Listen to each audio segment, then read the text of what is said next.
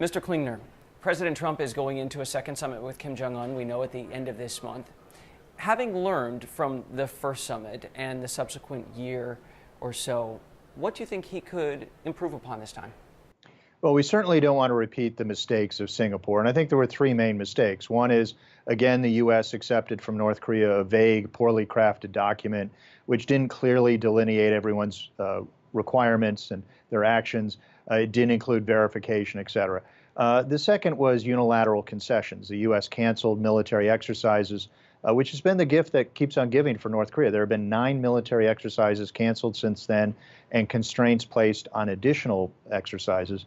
And then the final mistake was really what I call the beautification of Kim Jong-un. Here's someone on the U.S. sanctions list for human rights violations, including crimes against humanity, and the president has described him as courageous and honorable, and they're in love with each other, which makes it harder for the U.S. to maintain international resolve on maintaining pressure on North Korea until it takes denuclearization steps as well as other steps.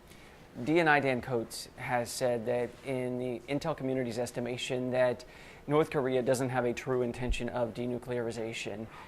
The president disagrees with him. Given your experience with the CIA and intel, do you think that they are genuine in the eventual step of denuking? I think after 26 years or more of negotiations and 8 agreements have failed, I think most of us are pretty pessimistic. That doesn't mean we throw up our hands in defeat. Now, the testimony of the intelligence chiefs, when they say they don't think North Korea will give up the nukes, well, policymakers can have a more optimistic view, and they may say, well, thank you very much. We think we can change the paradigm and get them to do so. That's fine, but you don't criticize the intelligence community for speaking truth to power and giving what they think is their assessment.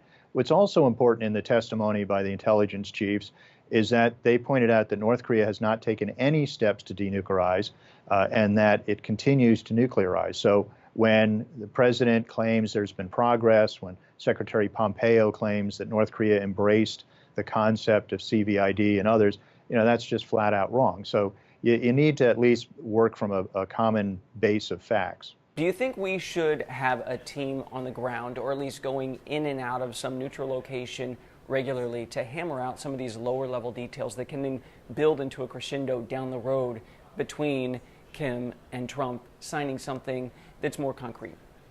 Right. I think a lot of the work has to be done at the working level or the special envoy level. That's where you're going to get the very detailed agreements. The arms control treaties with the Soviets were over 100 pages long and incredibly detailed. That's got to be done at the diplomat level. But until recently, North Korea wouldn't even meet with Special Envoy Began, and they insist on handling things at the summit level because they figure Trump is more likely to offer concessions as he did in Singapore. But I think if what should happen is if we don't have sufficient progress in these Began level meetings in the next couple of weeks, then I think we should postpone the summit. You can't just rush into another leadership level meeting.